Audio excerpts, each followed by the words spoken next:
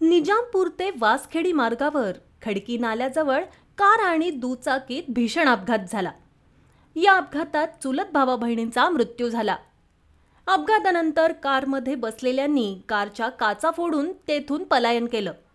या अपघाताने संतप्त नातेवाईकांसह ग्रामस्थांनी रस्त्यावरच ठिय्या आंदोलन केलं।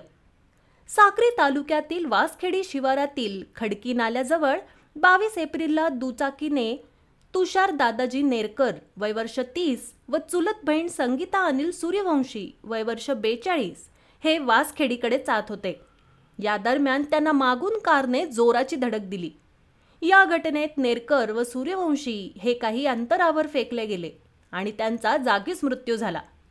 या भीषण घटनेनंतर कारच्या काचा फोडून कारमधील काही जण फरार झाले। घटनेची माहिती मिळताच संतप्त नातेवाईकांनी व ग्रामस्थांनी घटनास्थळी आक्रमक पवित्रा घेत ठिय्या आंदोलन सुरू केलं। या ठिकाणी निजामपूरचे पोलीस घटनास्थळी दाखल झाले। आक्रमक जमावाने कार चालकास अटक होत नाही तोपर्यंत मृतदेह ताब्यात घेण्यास नकार देत 7 तास आंदोलन केलं।